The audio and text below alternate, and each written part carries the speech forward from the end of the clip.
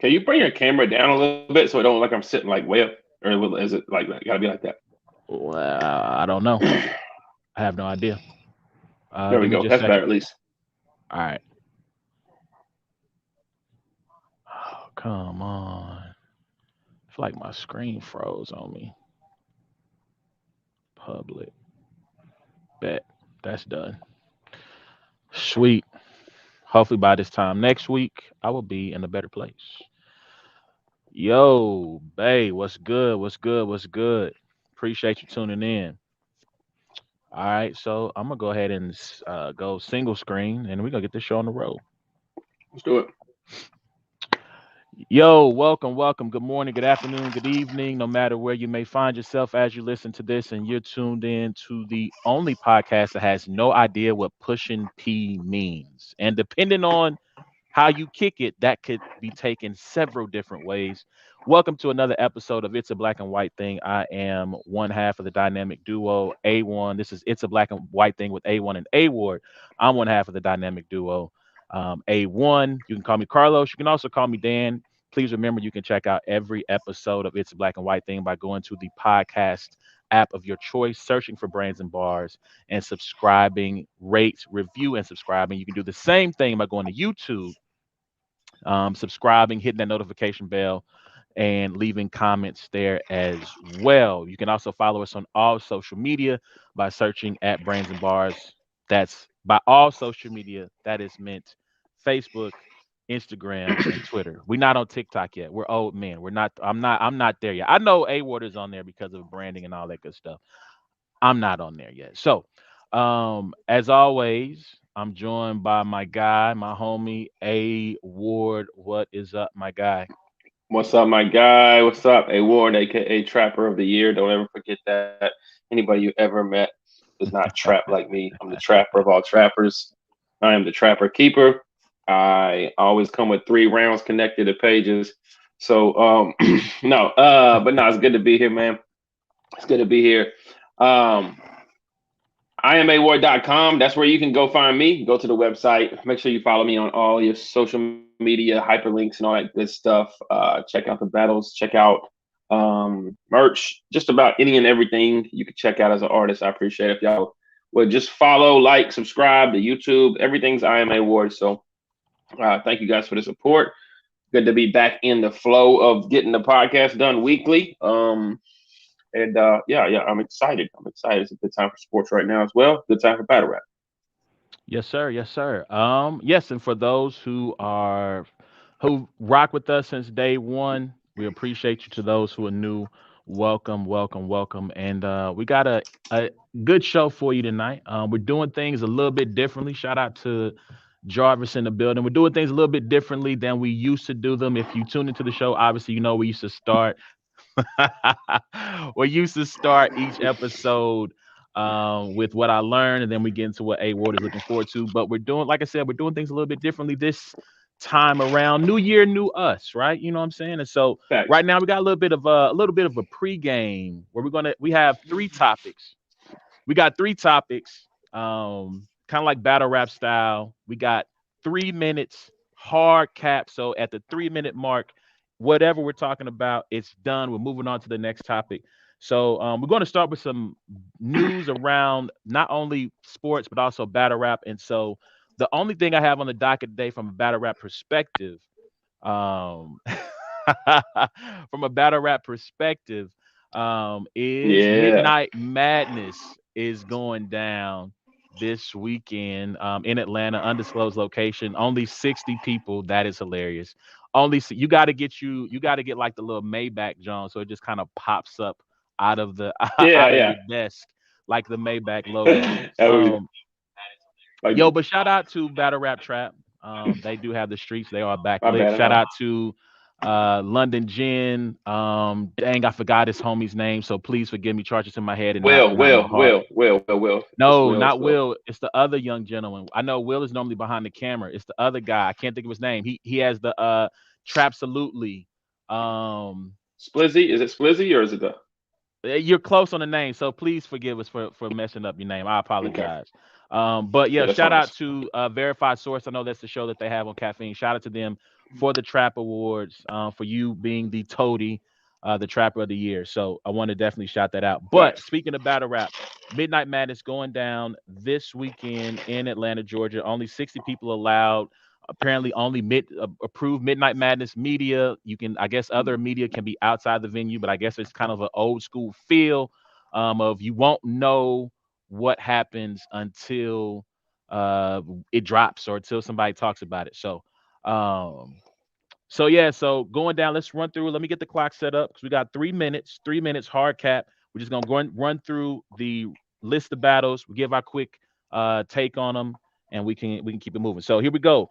First up, Midnight Madness battle is someone called Just Cuz versus Hustle, not Miss Hustle, Hustle. I'll turn it over to you because I know nothing about either of these individuals, but they were good enough, or they talked their way, or into Midnight Madness, and so salute to them. So Just Cuz versus Hustle, who you got?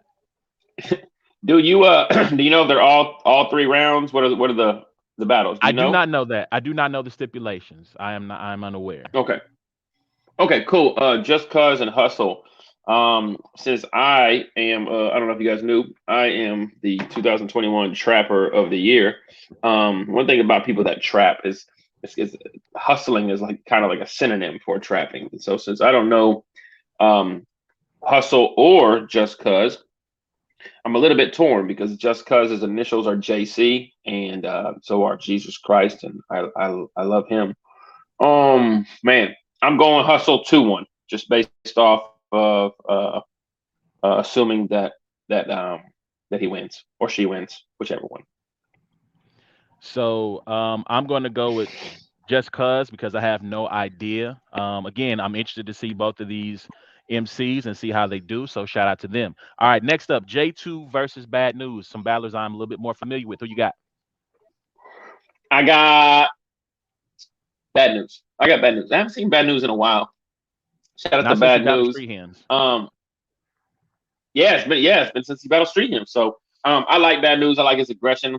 I don't know what J2 could really say to bad news. Bad news is definitely has the believability, the kind of like aura around him a little bit, So coming from J2 and who J2, the content that he uses and different things like that, I don't know. I'm just going with bad news in edging out a battle. I do think it could possibly be debatable, but I'm giving it. I'm gonna roll with Bad News. Haven't seen him in a while. I think J2 is not new to the scene, but he's a decent battler. But I'm gonna go Bad News. Shuni versus Fendi. I'll go first. I'm unaware of Fendi's work. I'm pretty sure she's dope, but I'm going with Shuni just because I am more aware and experienced with her and her material, and I think she's gonna get the dub. Yeah, I'm going with Fendi. I think the last time I saw Shuni, I don't know. I think she might have not finished her rounds, and so I Mm. don't know Fendi that well, but I'm going with Fendi just based off of I guess. All right, lightning round because we got 20 seconds left. Drugs versus All right, Trufo. Who you got? drugs. I am going to go drugs as well. Snake Eyes versus None None. Who? Snake Eyes versus None None. Snake Eyes 3-0. I'm going None None, and then Big T versus Luke Castro. We're almost out of time. Big T versus Luke Castro. Who you got? Castro. Castro. Castro. Okay, I am going Big T. All right, so y'all can let us know what y'all think. Who y'all got in these Midnight Madness matchups? All right, let's jump to the NBA real quick. Are the Suns rising in the West? The Phoenix Suns have the best record in the NBA right now. They're 38-9. They've won 8 in a row, 9 of their last 10. Should they be the favorites as we head into the All-Star break? Whose article did you steal that from? Are the Suns rising in the West? Hey, you listen. I'm not the only one who got bars. You know what I'm saying? I I do a know, little right? bit. I do a little bit. No, You know no, what I'm saying? say, yo, well, who said that first, man? I need to know. Are they the favorite coming out of the All Star break? Should that be No, the I still favorites think going into the All-Star break? going into it. Yeah, no, I think the Golden State Warriors and Golden State probably is still the favorite to win it. Okay. They split the Um, season. They split the season right now. Are they 1-1 in the season? I think they're 1-1. They have not played a third time yet. Phoenix, I think they both were blowouts. I know Phoenix won the first game. Golden State blew them out like a couple of days later.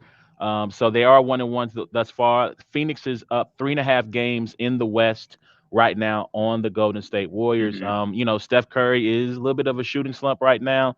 But Chris Paul, I think right now, first early on the season, Steph Curry, as he was getting closer to that 3-point record, was seen Hmm. as the MVP favorite, as the guy that who's going to take that award. I feel like if they end up with the number one record in the West, which I believe will be for the second year in a row, or no, the Jazz got it. Jazz got the number one seed. My fault. But if they end up with the best seed in the NBA this year, to me, Chris Paul, in a year where LeBron is playing great, but the Lakers are not as good, in a year where Jokic is having another MVP season, but they're not as good. um, Milwaukee's top three. Ja Morant. Oh Ja man. Morant. Yeah, shout out to Ja, man. Ja, they're great. Let me look up the standings real quick and see where they are standings wise, because They're I feel third. like They're those third things seed right go now. hand in. I think they got to finish second.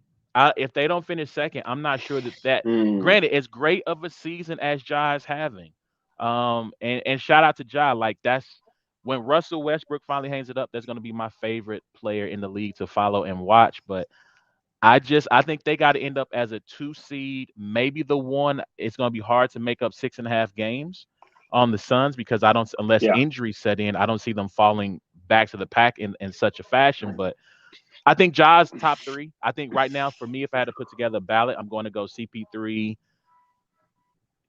Jokic. Probably. Yeah, I would say Jokic and maybe LeBron, just because. And I get it, the Lakers are a 9 seed, but they would be the bottom of the West and one of the worst records in the league if it were not for LeBron James. Yeah, I'm not mad at that, but let's not forget DeMar DeRozan. Let's not Hey let's man, not hey, not use DeMar DeRozan's name because that guy you're deserves right. it. Take out LeBron, put DeMar in the top three on that phase. So y'all let us know what y'all think about that topic. All right, Major League Baseball. So normally when you hear an umpire say play ball, that is a declarative statement to begin a baseball game. But right now, that declarative statement is in question. The MLB is locked out the players union right now. They're trying to reach an agreement. They have had some talks and back-to-back days, but nothing substantive towards a new deal. So I want to ask you, if the Major League Baseball Association and the players union, I'm sorry, and the owners are not able to strike a deal, how does that affect the sport of baseball? I know you just saw that note from I'm from so mad. Jarvis. I'm so mad. I'm so mad we disrespected Joel Embiid like that. That is so. I That think it's is top five. disrespectful. It's a crowded field. It's a crowded field. So I agree with Jarvis's point there. But how do you think That a man had. lockout and not starting on time affects Major League Baseball? A couple of things. Spring training is supposed to Is start it just me or does early this next happen month. like every other year? No, I mean, I think it's been 10 years of labor peace. This has been kind of broiling and coming. I mean, the union of all of the major sports leagues, the Major League Baseball Players Association and the owners have the most contentious relationship. It can get pretty heated Hmm. between the two, and this was coming down the line. We knew this was coming, and now it's just, can they? Again, the season starts on March 31st. Can they get this together in time to get the season started on time? And if they don't, how does that affect them? I haven't really paid too much attention to see if it's here or if it's here or like what is the are we You way can't way off? It's listen, way off. listen, listen, listen. Watch my hands as they leave the screen. That's how Hmm. far Hmm. apart they are right now. They're not close right now. Yeah. So baseball's known to strike before, so why not? And I don't I I would love to see. I love spring. I love spring training. I love opening day at the K. Like I would. Uh, Jarvis is in here watching. Like, and that's the kind of guy right now that we need really to just send a link to and pop up on the show and talk about it. You um, know what?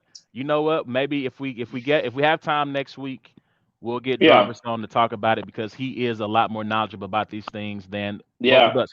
Here's the thing I'll say about the strike and the lockout right now. Listen, baseball, I would say, is probably if you of the professional sports, is number 3 behind the NFL and the NBA. Right now, you have everyone In what? talking In what? in popularity. I don't think You that's think so? in question. Yeah, I don't think that's in question. Really? Hmm. Yes, I don't think that's in question. I think the NBA is the second most popular sport in America, and then MLB is third. I'm pretty sure if we look at Okay. ratings, I think MLB might be second. I think if you look at ratings and social media presence, I don't think it's close between those two. But we can research that and find out. Here's the thing I'll say Well, though. I think for the social media generation, yeah, probably. But baseball is just like the greatest pastime. So I think maybe. But yeah. Keyword pass. So we got a couple of seconds and I'll close this out. Here's the thing. We are coming off a weekend where people are talking about the NFL potentially having the greatest weekend ever of football. The NBA, maybe you don't have a super team that everyone wants to follow and loves to hate, but you have compelling characters there. The Bulls are back. The Knicks maybe not as back as they were last year, but they're interesting and compelling. You got obviously Steph is back, Clay is back, LeBron and the Lakers issues, all these different storylines around those two sports. If you're Major League Baseball, you cannot afford to lock yourself out and fall even further behind, in my opinion, those two major sports. You risk alienating those who are diehards and losing those casuals. They got to get this resolved, get back into these meetings, get from here to here, get a deal done, and get this season started on time. Because anything, if starting in April, May, June, you risk not only screwing up the schedule for the season, but also losing more of your fan base. So that's my take on Major League Baseball and their issues. Also, shout out to David Ortiz, who was elected to the Baseball Hall of Fame, the only member to make it. No Big Bonds, no Poppy. Clemens, no Schilling. Um, no Bonds, no Clemens, no Schilling. And so he'll be enshrined on the next ballot. Those, I think Bonds for sure moves to I think it's like the Veterans Committee to see if he can get in. So we'll see what happens there. Let us know what you think about those topics, and that is our pre-game. All right, let's jump into our actual meat of the show. Pause if you kick it that way. Let's jump into the actual, the thing we came here for. NFL football divisional playoffs went down this weekend. Listen, man, I first of all, let me say this. I think all of these games were entertaining. To call it the greatest, yeah, okay, drivers, okay, okay, okay. To call it the greatest weekend of football ever, I think is a stretch.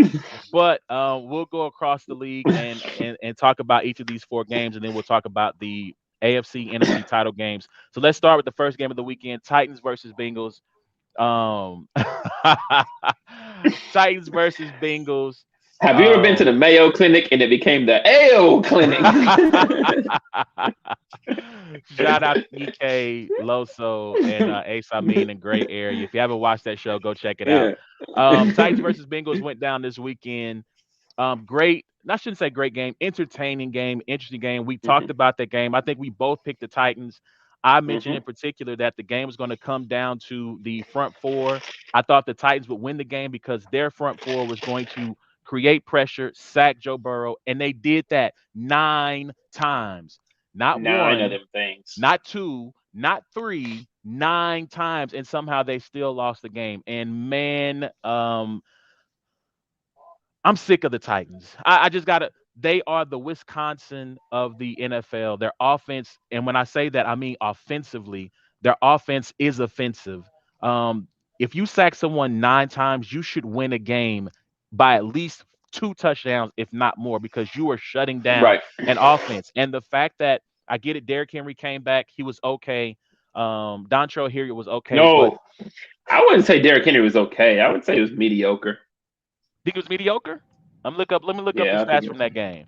But I just feel like the Titans are never going to be taken seriously. They're never going to be seen as a threat. You're right, 20 carries for 62 yards and a touchdown. They're never going to be taken serious as a threat because their offense, when you have to have it, when you're playing great teams, they can't get the job done. What do you think? I think that well, one, I think that we noticed Tannehill threw 3 interceptions. True. First play of the game was an interception. The last pass that sealed it was an interception. So when you start that way, even with 9 sacks, it's kind of hard to overcome. I tweeted out that just the idea of starting Derrick Henry, that maybe they rushed him back too soon, and I thought that was a problem. I actually thought Foreman, when he had the ball, ran the ball much better than Yeah. Derrick Henry did at times. Their offense is built on getting a lead and keeping a lead. Um, and when you're giving the ball away and when you're not running the ball effectively, they just become a very mediocre team. They have a Tannehill is a serviceable quarterback, but he's not a quarterback that wins you games in the playoffs against other good teams. That's just kind of how it is. So I wanted Tennessee to win. It's so disrespectful to that defensive line and 9 sacks, man. I don't know what the average possessions a game it is, but I wonder if they like literally had a sack on every possession that they had the ball and somehow overcame that and still won the game. Yo, so a couple of things. You're right. It was Dante Foreman, not Dontrell Hilliard. He had 4 carries for 66 yards.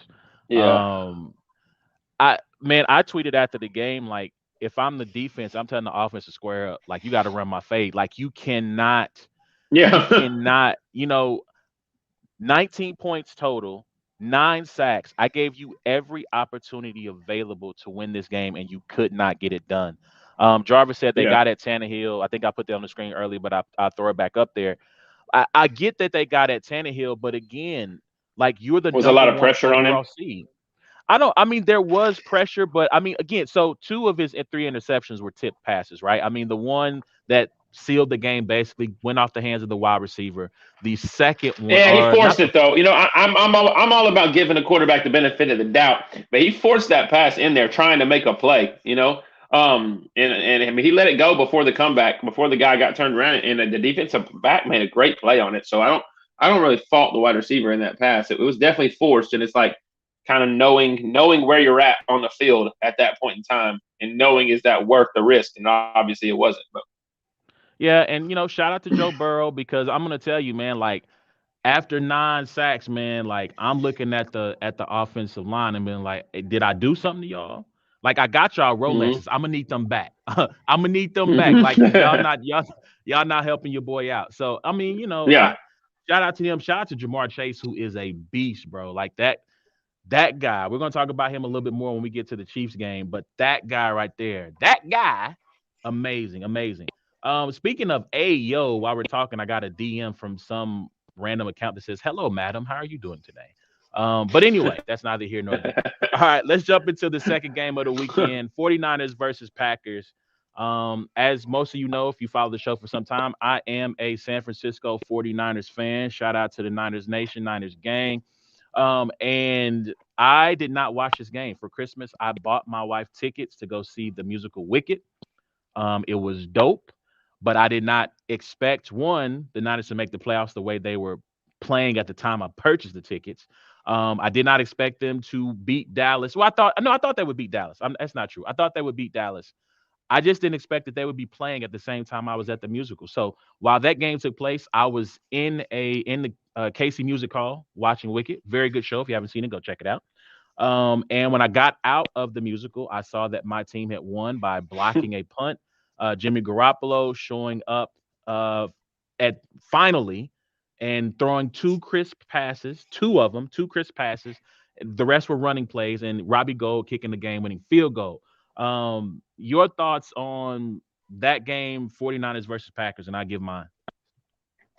Man, I think that game was more about like the failure of Aaron Rodgers than it was like the actual, emergence of the San Francisco 49ers. Like I didn't go into this week thinking the Niners are playing amazing football and they are just I think it was more so just uh just Green Bay at home just basically just not showing up. And it's wild. I didn't know the stat beforehand that he was 0-3 against the Niners in the playoffs. And now Aaron Rodgers is 0-4 against the Niners in the playoffs. He's literally he's already 1-4 in NFC championship games. And now he doesn't even reach the NFC championship game. So like to me, watching that game was more about like um, especially after the weekend, realizing the quarterbacks like Allen and Mahomes, and how they came in and take over games and they put their footprint on the game, and not seeing Aaron Rodgers do that at all against a team that basically backed into the playoffs. Like I said, my confidence meter with the 49ers going forward is not huge at all. They do have a solid defense. I do think they have a solid defense. They have playmakers. Debo Samuel is a dog. Elijah Mitchell is able to get the job done as a running back. Facts. But I think to me it was more. I think it was to me more about the Packers' ineptitude and how they basically just laid an egg in the playoffs. Shout out to that $5 Scrabble word there you just pulled out with ineptitude. Hey, Yo, shout out to Ricky, our homie Ricky. You know, Ricky, after the 49ers beat the Cowboys, he said it was luck. And then once I got out the theater and saw that they had won the game, I tweeted at him and said, "Was that luck also?" And he said, "Yes, that they were simply delaying the inevitable." And Ricky, I have a message for you. In order to delay the inevitable, you know what you have to do? You have to win.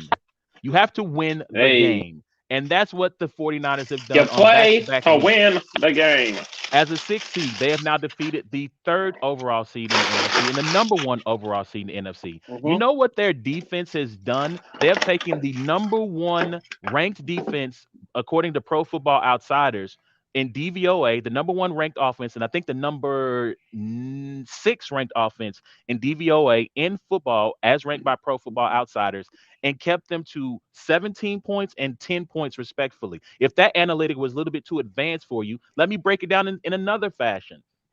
The Dallas Cowboys are the number one scoring offense in the NFL. The Green Bay Packers are top 9 in the NFL. You know what their defense did? Shut them down. I'm not mentioning the offense, and you know why I'm not mentioning the offense? Because 10 is at the helm of the offense. He is the guy, I think Minikheim said, he is the guy who gets the A on the research paper that everyone does as a team, but he brings nothing to the table. He's not doing anything. He's not a net negative. He's not a net positive. He brings nothing to the table. I'll give him his credit. He made a couple of throws early in the game that his receivers dropped that they should have caught. He made the 2 passes to get them down the field. But when people talk to me about the 49ers, my response to them is the same every time. I trust everything around Jimmy Garoppolo. I do not trust Jimmy Garoppolo. Me and Mike Shanahan, me and Kyle Shanahan have had a relationship. It's been up and down this season. He's hitting his stride. The defense, I think, is playing over their head. They're playing out of their minds.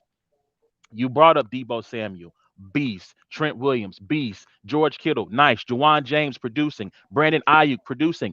I trust every single one of those guys except Jimmy Garoppolo. And when we get to talk about this NFC Championship game, I have no idea what's going to happen. I know that they'll be competitive, but I don't know if they're going to win simply because I cannot trust my quarterback. Yes, sir. Like you about The to say reason something.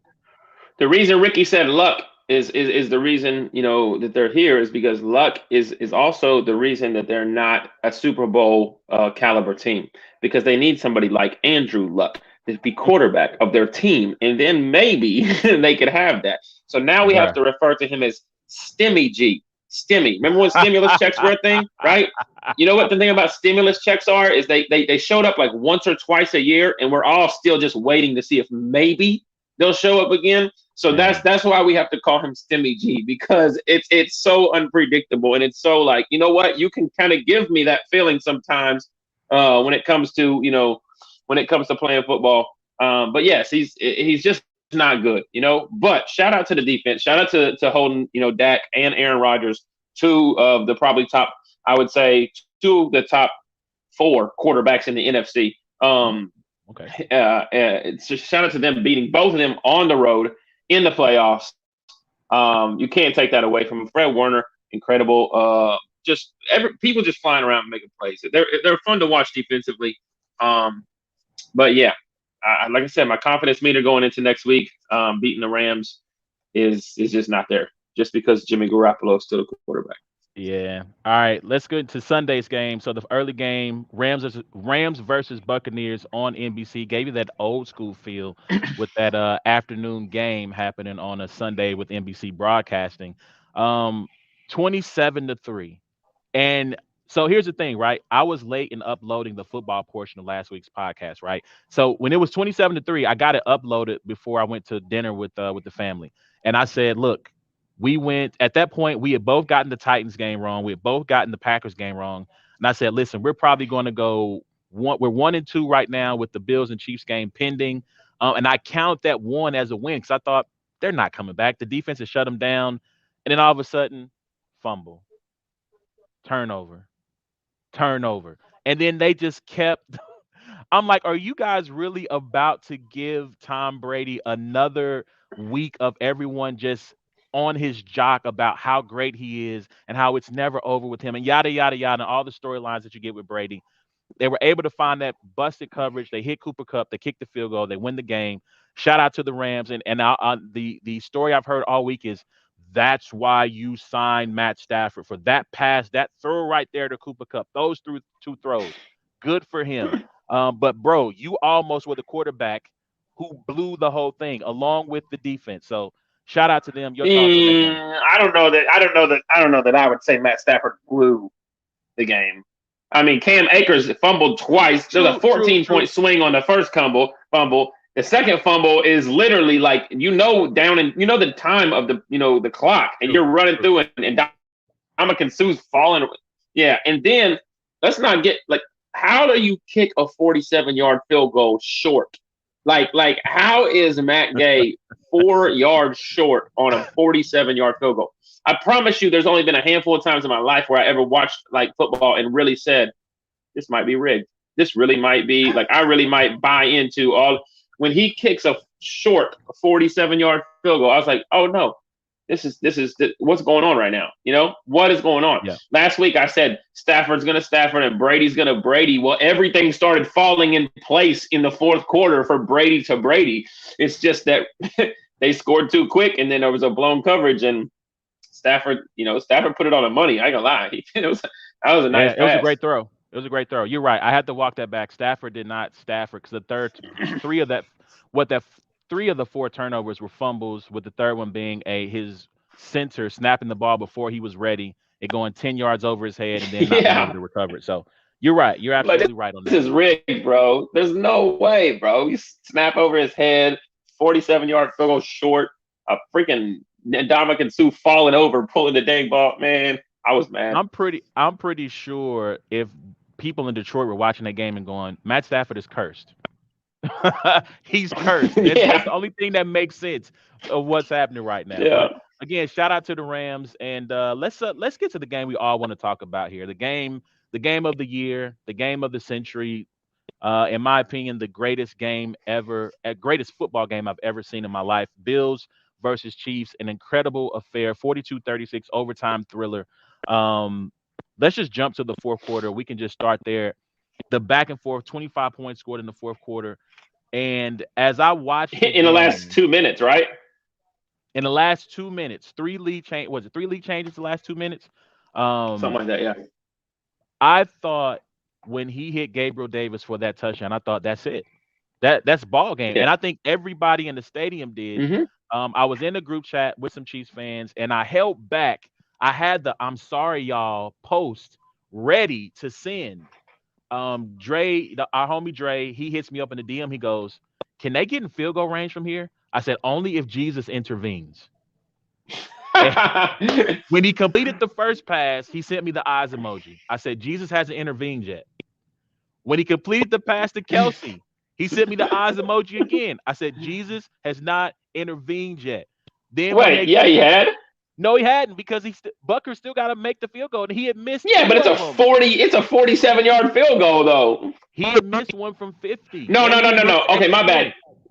He asked you, can they get in field goal range, and you said Right. only if Jesus Well, intervenes. So yeah, they they were in they clear were in field goal field goal range. range, but you still had to have that last part of it to complete the comeback. They kick the field goal, and he goes, "Bruh," and I went, "Dog!" Like, I just couldn't believe what I saw. I want to say this about the play of, I almost said Aaron Rodgers, the play of Josh Allen and Patrick Mahomes. This was the greatest quarterback play I've ever seen in my life.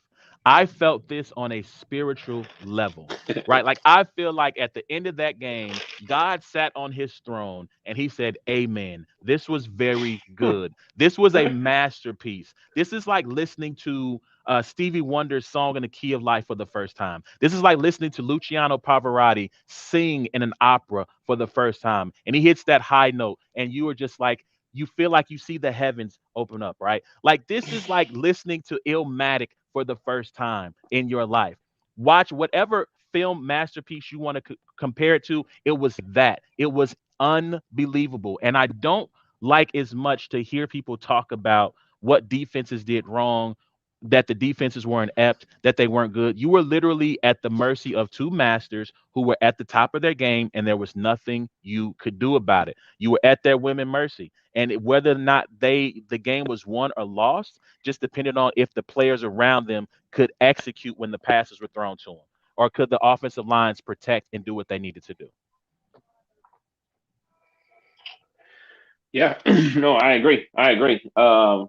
Definitely. I once it was 13 seconds to go, I was like, two plays. You got two plays. I knew they had two plays. I thought for sure it would be a pooch kick or a squib kick or something. I thought for sure because I'm like, you know what? In my mind, a play is 5 to 6 seconds. If you can get 2 seconds off of the clock and get it down to 11, now you've really made it tough on that first play to have to drop with 6 seconds to go. You know what I mean? Um, so whenever it was 13 seconds, I was like, oh, they got two plays. I thought they were going to end up kicking a 58-yard field goal rather than a 48-yard field goal, which they should have. But I mean, obviously, great by Travis Kelsey to see the field on the play before and to lengthen that out a little bit. But yeah, man, it was one of those games where if you're a Bills fan or a Chiefs fan, you're like, why do I do this to myself? Like you Man, have your blood pressure cuff on, you're checking your anxiety, you're taking your meds and everything. You wake up the next day and you're like, wow, sports, like really, I care that much. But it was a joy to watch. It was. I watched it with Los, and Los is a Cowboys fan, but I mean, obviously watched it at Ugly Joe's with the place packed out with Chiefs fans and stuff. So just to see yep, people just going crazy, it was definitely a lot of fun. And like you said, it was literally, it sucks somebody had to lose that game with how well Josh Allen played, because they literally um, lost to the Chiefs last year, right? And they come yep. back this year and they're better, they're bigger, they're better, their defense is better. They've done all of this so that in this game, these are the games they win and they still lose. And it's just kind of like, what? How do you go back to the drawing board after this year and say, well, next year we'll get them? When this was like, you literally This was the played year. the best offensive, again. Yeah, it's got to be just gut wrenching. So, Listen, but yeah, thank God for football because man, that was probably the best game I've ever seen live. It's probably, if I'm looking at it from like a sports fan. Obviously, I'm a fan of Tennessee, so I've seen games live the greatest games ever because we won. right. But like sports wise, just the back and forth is probably the greatest game I've ever seen live. Listen, man. I empathize with Bills fans because you have to think with 13 seconds left, you won the game, right? If you want to say they made a tactical mistake by not playing the middle of the field, by protecting the sideline because the Chiefs still had three timeouts, so you didn't have to protect and play the Two, they sideline. had two, but yeah, My they only fault. had two. Two But yeah, two timeouts. But yeah, the only thing that comes close to me of having that kind of gut punch is being a Cubs fan and them blowing game 6 and 7 to the Marlins back in '03. And last time I ever cried over a sporting event was the Chicago Cubs blowing that lead, um, game 7 in Wrigley Field to the Marlins. So Bills fans, my heart goes out to you. Hopefully this isn't one of those, either one or two things happened at this point. Like this is I guess a sliding glass door moment, if you will. Either they mature from this, they come back, they finally get over that hump and beat the Chiefs, or they crumble. And I hope it's not the yeah. latter. I hope it's not the latter, but that's one of those franchise altering losses that I don't. One or two things are going to happen. I don't think there's any in between on those two. Man, let us know what y'all think But about let me that. look Hit at us up.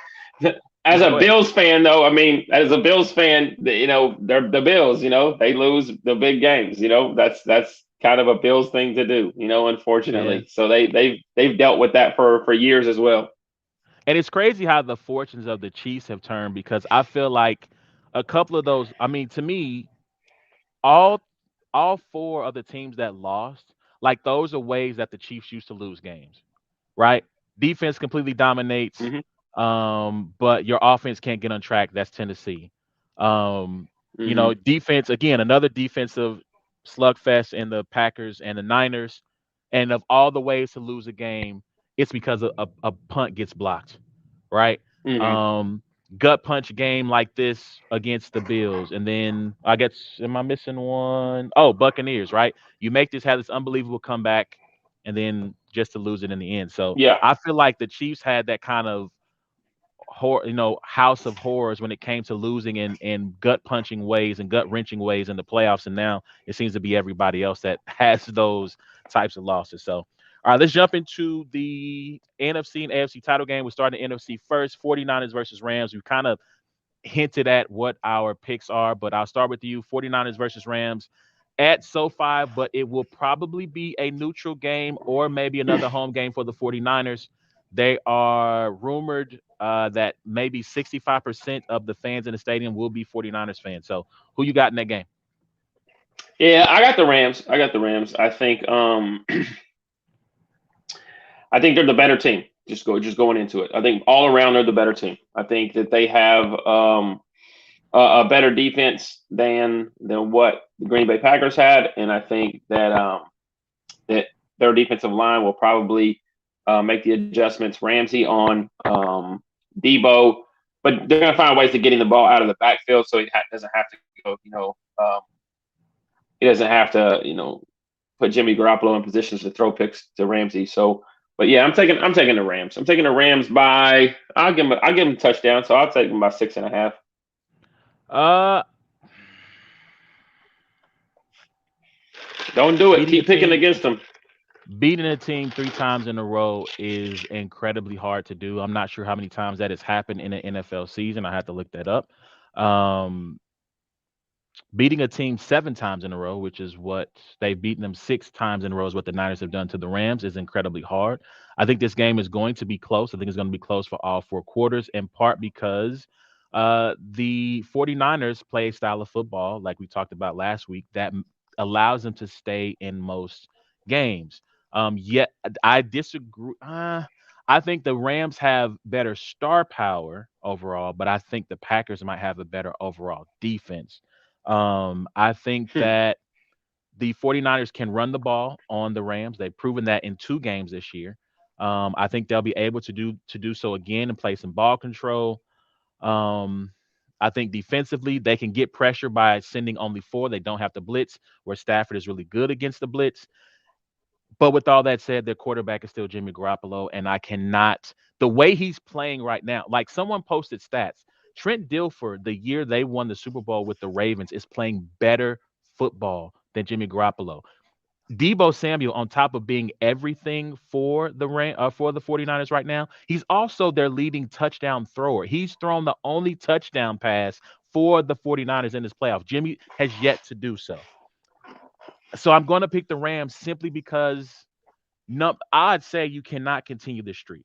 Like you cannot continue to beat this one team. And so I think this is the time. I want to be wrong. I hope I'm wrong, but I think this is the time that the Rams finally get over the hump, and then we have a second consecutive home team playing in their home stadium for the Super Bowl. All right, so let's jump to Bengals versus Chiefs. Who do you got? I got Chiefs big. I think this is going to be a. I think Chiefs are going to run away with this game. Um, and so I'm going with the Chiefs. I think it's going to be a lot different than the first time they played. What 5 weeks ago? I think it was about 5 weeks Mhm. ago, 4 or 5 weeks ago. Um, I think the Chiefs will make the adjustments. I think that being home, Arrowhead Stadium is just it's electric, man. And Mahomes has played in his now fourth straight AFC Championship game. If there was one thing you noticed about Patrick Mahomes last week, man, this dude was Jordan esque. Like every time they panned to him on the sidelines, the dude was just cool, man. He was just unbothered. He was like he just looked like, you know what?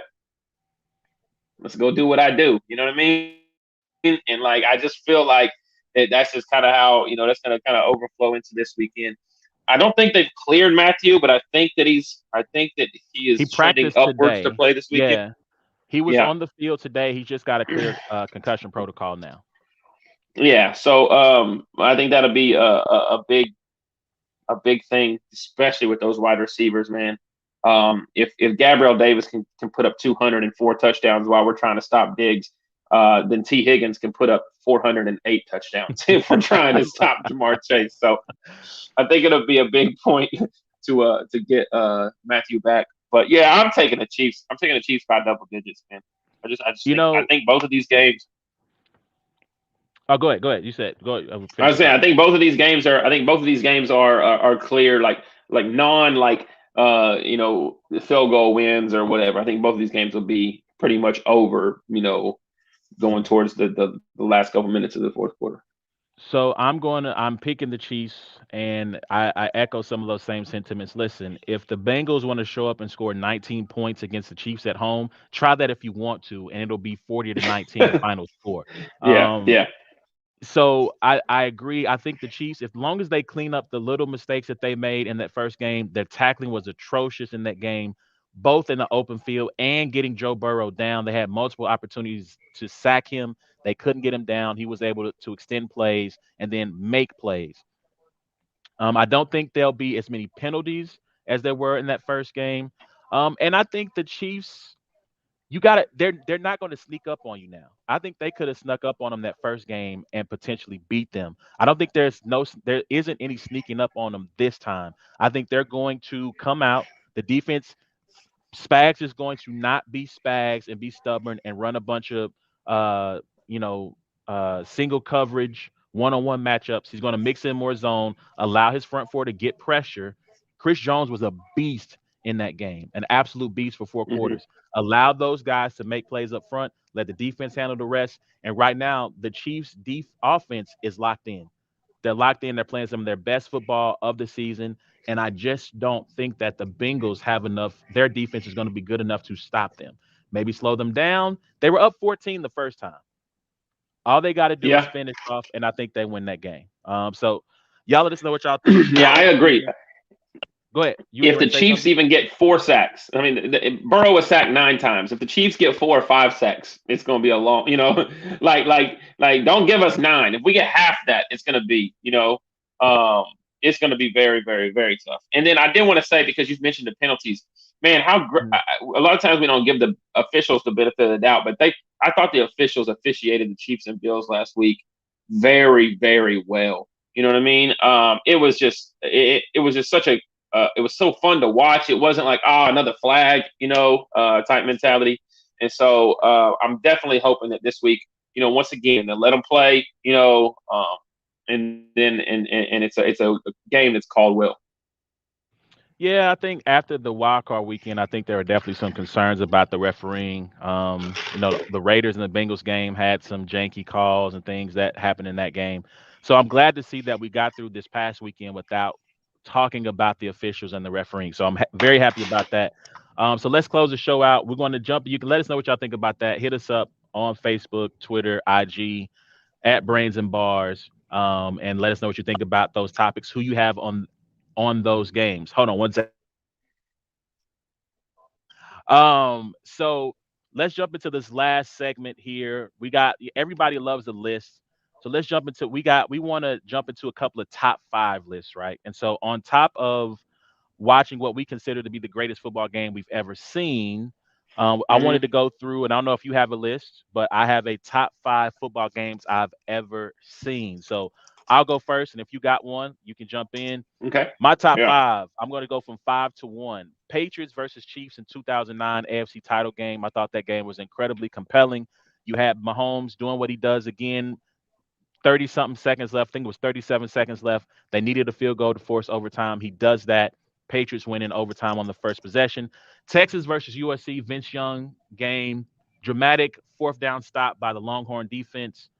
Vince Young leads them down to score a touchdown to win that game.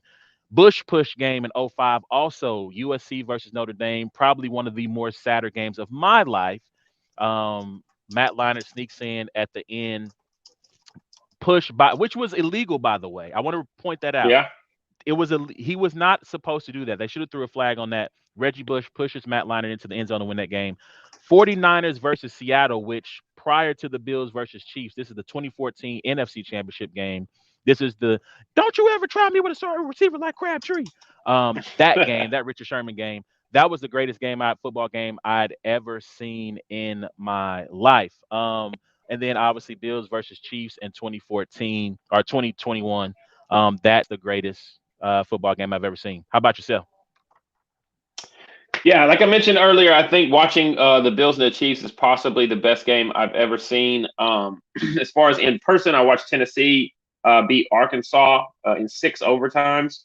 In Jason Witten, this is back. This is back. I think even before you had to go for two. Um, but yeah, Jason Witten caught like a touchdown pass to win the game. Probably the craziest game I've ever seen in person. Another game I like to mention is Oklahoma versus Boise State. That bowl game with the famous Statue of Liberty play, the hook and ladder. Quite possibly one of the greatest games I ever watched.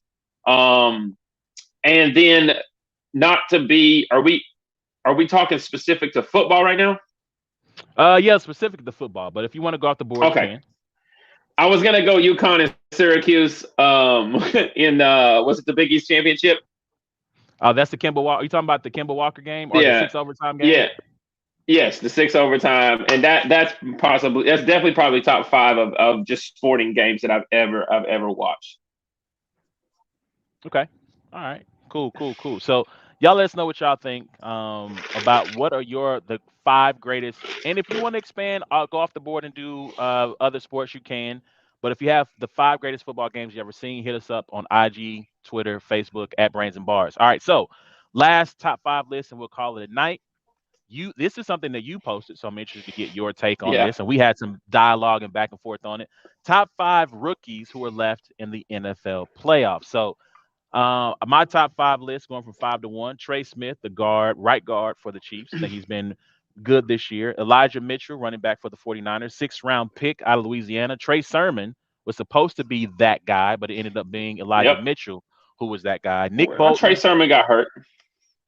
He did get hurt, but he was in the doghouse for a good portion of the season as well. Oh, was he? Okay. Yes. Nick Bolton, middle linebacker for the Kansas City Chiefs.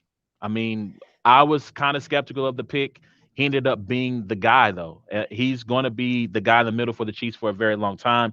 Creed Humphrey, who, if it were not for my number 1, might be the rookie of the year offensively. Mm-hmm. And then the potential and probable rookie of the year, Jamar Chase for the Bengals. That's my top 5. Who you got? Yeah, mine doesn't deviate. Mine doesn't. I mean, mine's pretty much the same. I mean, the same 5 guys. I just mentioned, guys like Evan McPherson that we talked about on Twitter. I mean, in a time where you just had the greatest weekend of all time of football, and 1, 2, 3 of them were all won by field goals. Like it that doesn't happen. I know field goal kickers are looked at a certain way, but like it's either the goat or the goose. I don't know if that's even a phrase or whatever. It's like there's something that's either this or that. I mean, you know what I mean? Like I would say either goat or scapegoat. I mean, I think you can use goat for both. Yeah, and so I think Evan McPherson's been really, really good for the Bengals this year. In a weekend where a lot of people missed field goals and just had rough times. There's a guy. This guy was. I was looking up whenever I was actually made the tweet or whatever. But there is a guy who's been playing well on special teams for the Rams, and his last name is like Skro, SKRO. Ben Skoranek. Ben Skoranek. He played wide receiver at Notre Dame. He's made a couple good catches too that I've noticed, here and there. He's obviously not top 5 material, but I was trying to think of, different rookies because the Rams don't really have a lot of, I don't know pick wise if they had a lot that they chose, Taylor Rapp was their starting safety, so he's been hurt, so he hasn't played in the playoffs to this point. But Taylor Rapp has been starting for them a lot this year, so they're okay. You gotta search, but you can find them.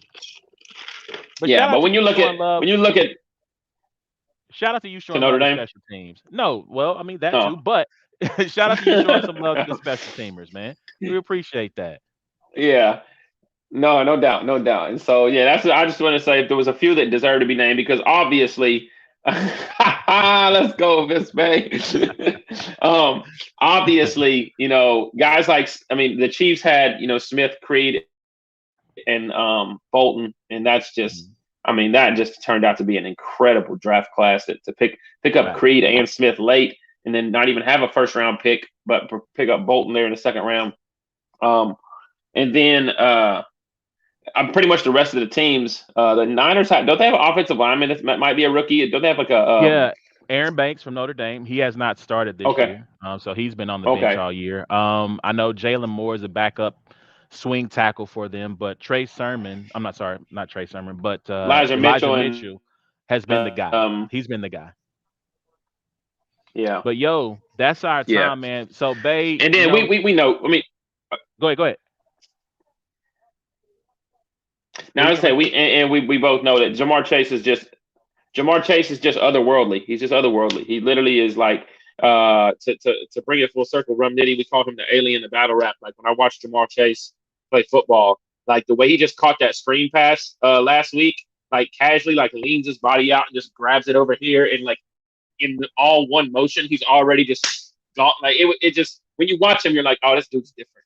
And so Facts, that's why he's gonna be your rookie of the year. facts, facts. So Bay, no Fanatic tonight. We'll maybe at some point we'll have a discussion about Fanatic. Shout out to Fanatic though. Obviously, we met him 3 years ago. Very nice gentleman, dope individual. But we'll Dope. dive into that at some other time. We thank you guys for tuning in with us, joining in on this episode of It's a Black and White Thing. Please remember you can check us out on all streaming platforms or YouTube just by searching at Brands and Bars. Please rate, review, and subscribe. You can follow A Ward by going to his Twitter at I am A Ward. I'm sorry, I am A Ward. I am award.com for all things merch, battle related information. If I'm not missing anything, thank you for tuning in to another episode of It's a Black And white. Thing with A1 and A Ward. We'll holler at y'all next week. We'll break down AFC, NFC title game and talk about the Super Bowl. So until next We'll time, man, talk y'all be about easy. both of our teams going to the Super Bowl. I'm not sure I'm Lord ready willing. for it. I'm not. Oh God, I can't deal Lord with willing. if they beat the Niners again I can't handle it. I can't deal Nah, with we'll it. be all But right. all right, Y'all man. take care, man. Y'all take it easy, man.